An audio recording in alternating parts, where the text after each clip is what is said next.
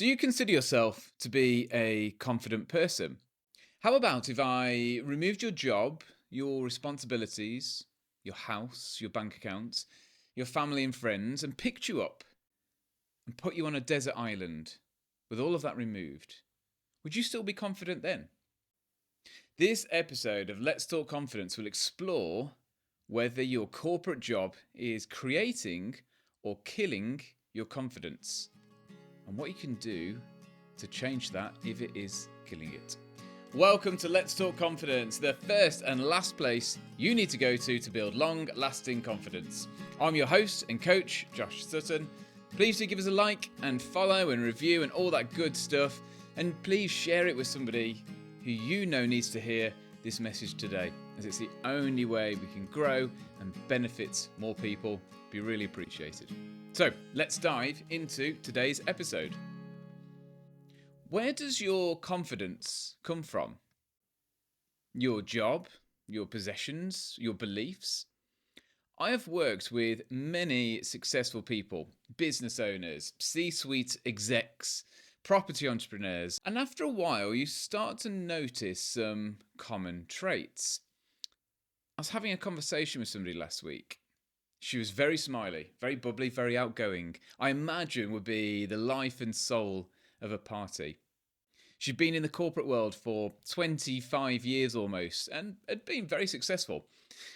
I asked her what her ambition was, and she said it was to make it to Chief Operating Officer, that coveted COO role.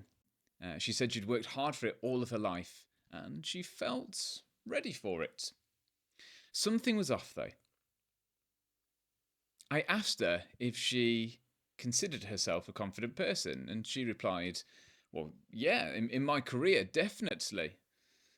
I then asked the question I asked you at the top of this episode, and I said, okay, if I remove your job title, position, responsibility, bank accounts, beautiful home, fancy things in it, would you be confident then?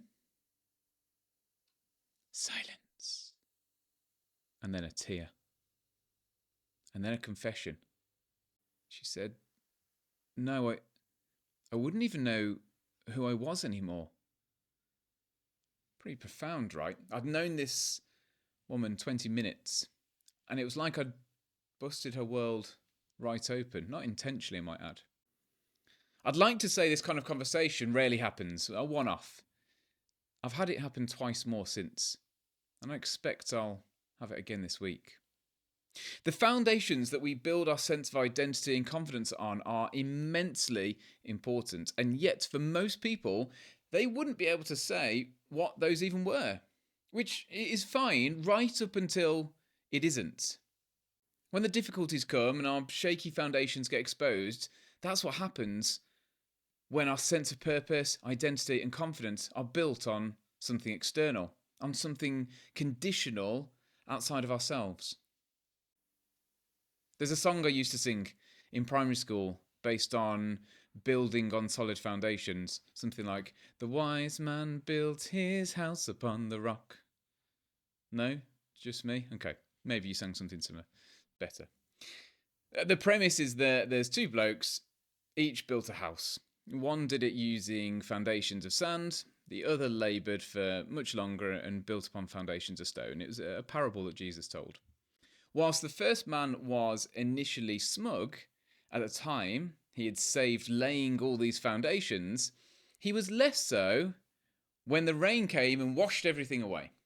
All he had built, gone. On the outside, his house was grand and people would come to admire it. But because of what it was built upon, it was all swept away in a moment. I meet too many people whose lives mirror this story. Too many people who are climbing a career ladder to reach a place they don't even want to get to. Too many people not wanting to engage with that question, where does your true sense of identity and purpose and confidence come from? Why do people do it? Why do people sacrifice 10, 15, 20, 25 years or more of their life pursuing something so flaky? You want the hard-hitting truth, as far as I'm concerned? Because it gives you something that you refuse to give yourself. I'll say that again. Your career is giving you the thing that you desire most because you refuse to give it yourself. Okay, what on earth do I mean by that? I take many of my life lessons from children. Children and dogs seem to be able to teach us a lot. They really are good teachers. My 3-year-old was causing a fuss the other day. I'd asked her to tidy a few toys away because we were going out, and I returned 10 minutes later, and she'd got even more out. Aprons, plastic food, full-on 3-course dining set. We were late leaving for a party, so I was a bit miffed. I asked her why she'd got even more toys out, to which she replied, "I want to make a cake, Daddy." To which I explained that now wasn't the time. We needed to get going to this party. She said it was really important and that her teddy bears would be hungry if we didn't make it. I tried to reason with her. And if you're a parent, you'll know that reasoning with a 3-year-old is really quite pointless. Tried to argue that the teddies would be fine until we got home and we really needed to get a move on. She looked up at me and she said, "It wasn't the cake, Daddy. I just wanted to spend more time with you." What do you even say to that? It was never the cake she desired. It's just more time with her dad. Makes me emotional thinking about it now. Sometimes we seek what we need from places that won't truly satisfy. Sometimes we'll go to great lengths to give ourselves the thing we need in ways that don't actually help us. If I'm really thirsty, I could eat cucumbers to satisfy my thirst. There's a lot of water in cucumber. And if I eat enough of them, my thirst will be quenched. Or I could just get a glass of water. With many people I see and talk to, it doesn't have to be in the corporate world, but often it is, they do something similar. Decades of service to a role, reputation built, power and wealth amassed. But what is it they really desire?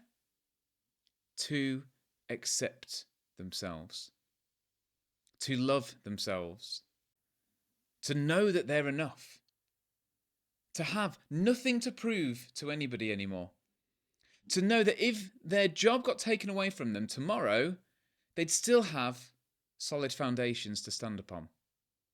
Your corporate job may be killing your confidence because the further into it you go, the further from your truth you go. You get more absorbed, more wrapped up in this idea that the very essence of who you are is linked to your job. Take that away and poof. Your very idea of who you are disappears with it. And look, disclaimer, I'm not saying every single person in the corporate world hates their job. Some will love it for the right reasons. Some of you will be in a corporate job you dislike, but there's another corporate job that you would absolutely love, and I would encourage you to go for that. But there will be some of you listening that need to hear this message today, who have been chasing something that deep down they know just, it isn't right for them, but they think they need to carry on. And look, you may say, I really enjoy my job. And look, great. Let me ask you a few questions though. Do you enjoy the job because it's inherently meaningful to you, or because of what the job gives you? And no, I don't mean like the salary, bike vouchers, and a discounted gym membership. I mean the confidence that it gives you just because of the role that you're in. I mean the sense of identity it gives you and you haven't to go search for it anywhere else. I mean the satisfaction it gives you when people rely on you and you feel valued within that role and feel important. They aren't necessarily bad things in themselves, but if they are the foundations rather than the bonus on top, you are building on shaky ground. Why share this message? Why raise any of this with you? Because if you identify with what I've said so far, then you are in a trap. and you're heading to an inevitable place. The trap is that once I get in that position, then I'll have made it. And it's a lie. I bet you thought that just before you got the job you're currently in. Yet you promise yourself that the next one truly is the thing that will prove once and for all that you've made it. That's the trap. What's the inevitable place? That one day you'll wake up and wonder what the hell it was all for. Why you sacrificed so many of your good years for so little. You might be in your 30s, 40s, 50s, 60s, or even on your deathbed. If you haven't read the book 5 Regrets of the Dying, then I highly recommend that you do. The author was a palliative care nurse and recorded many of the patients' kind of final words, and particularly their regrets as they lived out their last few months. The number one regret of the people she spoke to: I wish I'd lived a life that was true to myself and not what others expected of me. I've met too many people who are approaching retirement and have been limping through until they get there. Not for a couple of months, not for a year, for decades. I met someone in the gym recently, 21 years in a bank, won't say which one, that they were initially only supposed to go to for a year. Enjoyed the first year, hated the next 20. That's no life. If I can encourage one person not to do that, to accept this substandard life, then this episode was worth it. I've been there myself.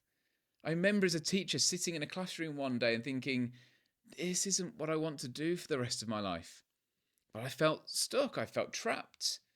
It was okay money, good flexibility around holidays for the children. I was making good progress in it. I'd spent 6 years in education to get there. My friends and family were proud of the work that I was doing. But something gnawed away at me. I knew if I continued, I'd be living a lie. I had to at least try something different. And it's cliche to say, but I became more fearful of regrets than of failure. And now I get to do what I love. I get to design my life around what's important to me, my health, my family, my hobbies. Was it scary at times? Hell yeah, it still is some days. But so is the thought of doing something that doesn't fire you up for the rest of your life. So is the idea of simply settling. Realizing you've been living a lie is one thing. Actually doing something about it is quite another. So if this is you, how do you actually make a change? How do you transition from what you're doing now into something more fulfilling? Well, look, I don't want you to immediately hand your notice in, although that might be the best thing for some of you. Instead, take some time to reflect on who you actually are and what's actually important to you. What would you love your life to look like? What work wouldn't feel like work to you? What truly lights you up? Next, transition. How could you start to transition from what you're doing now into more of what you really want to do? Maybe that's a career change. Maybe it's taking a new qualification. Maybe it's starting a new hobby. Perhaps it's going it alone and starting your own business. Next, action. Create an action plan that you will commit to that slowly moves you towards this thing that you're pursuing. It can be a 3-month action plan. It can be a 3-year action plan. But have a plan. Something that you're actively moving towards that excites you. And finally, support. Surround yourself with positive people who believe in what you want to do and back you with encouragement and accountability to do just that. Now, hire a coach. I specifically help people to make this transition into something that they truly care about. Either way, surround yourself with people who are going to support you through this process. That's all for today. If you want to find out more about teaming up with me as your coach to help supercharge your own confidence, head to joshsuttoncoaching.com. and we can have a conversation. I'm your coach, Josh Sutton. Let's talk confidence.